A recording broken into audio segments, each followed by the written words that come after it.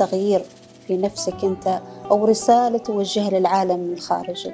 أكيد بالنسبة له، فهذا هو الطقس اللي ممكن يتعامل معه الكاتب أثناء. مازن، هل تخطط لما تريد تكتب، هل تخطط يعني البدء قبل الكتابة بين الكتب العلمية وخدمة الطلاب وما بين النقلة الأدبية التي هي باسمي وكذا، لكن ما تعني لي كثير لأن هي تعليمية، يعني جالسة بس ما جالسة تطلع مشاعر.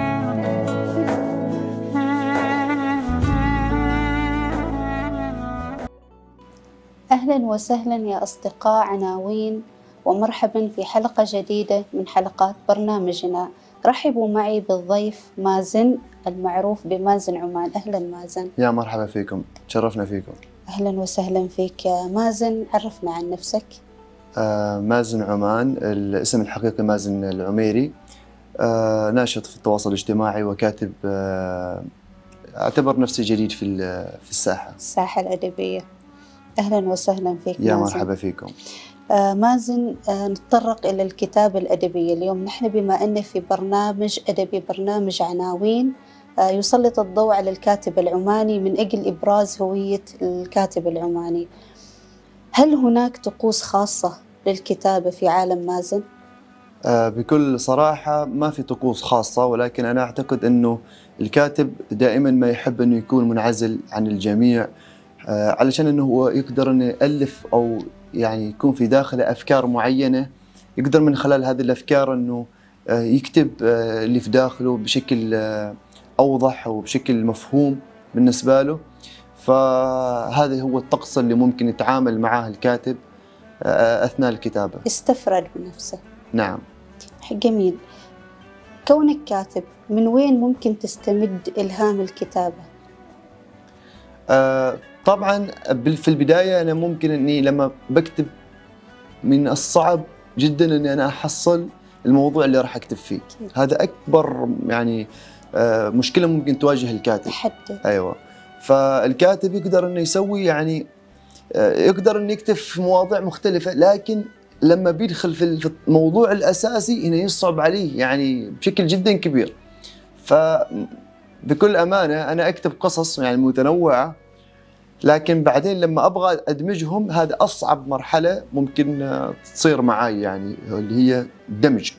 يعني مثلا أنا اليوم أقدر أني أكتب عن أي حاجة، مثلا قصة معينة شفتها كتبتها سجلتها معي، بعد مرة ثانية أشوف مثلا قصة مختلفة تماما أسجلها معي. الحين صارت عندي قصتين، كيف أقدر أدمج هذه القصتين مع بعض؟ وش هو السيناريو اللي ممكن من خلاله أدمج هذا القصص؟ تصير عملية ربط بين قصتين. نعم. فهذا هو الشيء صعب جدا ممكن يواجه الكاتب. جميل.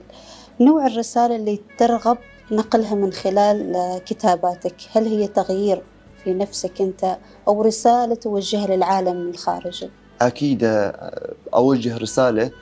أنا بأمانة في البداية أن تكون رسالة في ما بين يعني إحنا كشعب عماني، وإن شاء الله أنها تكون رسالة يعني تعم. هو المتعارف أنه كل كاتب يحمل رسالة. نعم. فأنا أصلا رواياتي فيها كلها رسائل. أيوة. أنا الهدف من روايتي أصلا أني أوضح رسالة وأحل مشكلة ممكن أنها تكون موجودة. يعني مثلا كمثل قضية الباحث عن عمل. أيوة. طبعا الرواية بدأت من شخص اسمه باولو، هو كان باحث عن عمل، جريمة لم يرتكبها دخل في أثرها السجن، عاش بين ساور السجن فترة زمنية طويلة 40 عام. فهذه قضية جدا كبيرة، يعني ممكن أن اليوم إحنا نعاني من هذا الموضوع ومن هذه المشكلة، والناس ما تعرف أن هذه المشكلة ممكن تسبب أشياء كبيرة في المجتمع، شرارة وتولع. نعم. وجميع القصص أصلا الموجودة في الروايات هن تعالج مشاكل اللي جالسين نمر فيها، من خيانة زوجية، من الأصدقاء، سوء الأصدقاء، وغيرها من المواضيع اللي جالسين نمر فيها حاليا.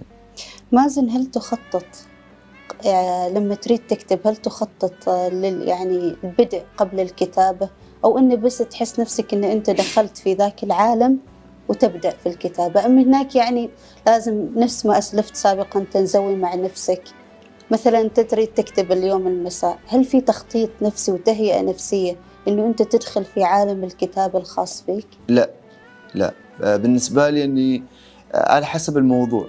يعني عادي وأنا حتى أمشي بالسيارة يجيني موضوع إلهام. أو كافي يجلس أكتب، يجيني كذا موضوع، يعني شيء كذا مر علي، شفت شيء كذا مثلا ما عجبني، شفت تصرف مثلا غلط، يعني حسيت انه هذه المواقف مثلا جالسه تتكرر شيء معين كذا. أهم شيء تكتبه لأنه بيروح لو ما كتبت. ايوه، فلازم انك انت تدون هذه الملاحظات، وممكن بعدين تراجعها وانك تزيد عليها. جميل. في الرواية الأخيرة لربما كانت محطة للعبور. هذه قبل الأخيرة. قبل الأخيرة. نعم. حملت الكثير من الأضداد، وللأمانة دخلتنا في جو وفي عالم الخير والشر، العفو والسلام والانتقام. نعم. ممكن تزيح هذا الغموض للجميع؟ طبعا هذه هي الرواية الجزء الثاني بعد ما باولو خرج من السجن 40 سنة. أعطيتكم مقتطف جدا سريع عن باولو كيف دخل السجن. الحين باولو يخرج من السجن. أنا في هذه الرواية بالنسبة لي يعني صارت شوية سهلة، لأنه بغيت أكمل على الرواية الأولى، فالفكرة أنا واضحة بالنسبة لي، أنا عارف أني بكتب أثناء خروجه من السجن، فبالنسبة لي هذه كانت أسهل من الرواية الأولى. ولكن وش هي المواضيع اللي ممكن أني أعالجها، وكيف أني أقدر أحصل على هذه القصص اللي ممكن من خلالها أعالجها. فذكرت أغلب القصص أو المشاكل الخطيرة على المجتمع، كخيانة زوجية، كمخدرات، وغيرها من القصص، بحيث أنه احنا دائما لما بنصدر كتاب نريد انه يكون توعوي اكثر ما انه يكون فقط للتسليه، علشان انه الشخص يعني يتعلم منه ولو شيء بسيط، على اساس ان الشخص يتوعظ من هذا الكتاب. يعني حتى الكتب انا دائما ما تكون يكاد انها لا تخلو من الايات القرانيه او الحديث او هذه الاشياء، يعني مثلا مثل هذه الأشياء، يعني أحب أنه يكون موجودة، يعني ما فقط كتابات وكلام فاضي وبس. جميل. مازن، ما بين الكتب العلمية وخدمة الطلاب وما بين النقلة الأدبية التي تحدثها، هل هناك علاقة مشتركة بين هذا الشيئين؟ بخصوص يعني ويش يعني بالضبط؟ مثلا يعني الكتابة العلمية، أنه أنت عندك كتب علمية تخدم الطلاب. نعم. وكل حاجة، هناك علاقة طردية بين الكتب العلمية والكتب الأدبية. إيش الشيء اللي خلاك تتوجه للأدب وأنت كنت في الشيء اللي شيء علمي؟ جميل. طبعا لأنه أنا كنت ماسك أكيد الحساب التعليمي، فلازم أن أقدم شيء تعليمي يناسب الحساب. يعني الخدمة اللي راح أقدمها، حتى الكتب التعليمية في اللغة الإنجليزية كتب أنا أعتبرها بصراحة أنه جدا مميزة، لأن أنا ضايف فيها أشياء ما موجودة في كتب أخرى، يعني فيها لمسات إضافية. فقلت أنا مثلا الكتب التعليمية هي خاصة يعني في حسابي، خاصة في عملي اللي أنا جالس أشتغل فيه، ما خاصة فيني أنا كمازن، ما تخصني أنا، ما تعني لي أنا كثير كمازن. صح أنا هي باسمي وكذا، لكن ما تعني لي كثير، لأن هي تعليمية، يعني جالسة بس ما جالسة تطلع مشاعر، وما جالسة تحل مشاكل مجتمعية وما شابه ذلك، لا، هي تستهدف فئة معينة ولمادة معينة.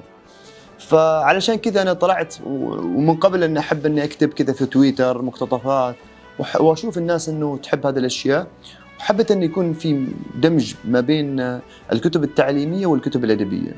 جميل جميل. نعم. رسالة لعناوين مازن، لبرنامج عناوين، رسالة منك. أولا أنا أشكركم على هذه الاستضافة وتسليط الضوء على الكاتب العماني. الكاتب العماني طبعا كاتب شغوف، عنده الإمكانية أنه يكتب، ولكن للأسف الشديد ممكن يواجه تحديات جدا صعبة جداً، من حيث أنه مثلا دوائر النشر وتكاليف الطباعة والدعم حتى من الأصحاب والمجتمع. نعم بالضبط. ولكن أنا اليوم أتمنى أنه احنا كعمانيين ان ندعم الكاتب العماني والكاتب العماني، نروج له، نوقف معاه. الكاتب العماني عنده إصداء، يعني عنده إلهام جدا واسع، فتسليط الضوء على الكاتب العماني جدا مهم، كونه انهم يطرحوا مشاكل وقضايا يتعلم منها الآخرين. والكتب بالعكس يعني عليها إقبال جدا كبير، والناس يعني مقبلة على هذا الشيء، مع أنه اندثرت بالعكس صارت عليها موجودة. جزاك الله خير مازن، شكرا. بارك الله فيكم. جزاك الله خير. أعزائي مشاهدين برنامج عناوين، سعدنا بتقديم هذه الحلقة اليوم مع ضيفنا العزيز مازن. نستودعكم الله إلى أن نلتقيكم في حلقة قادمة بإذن الله تعالى.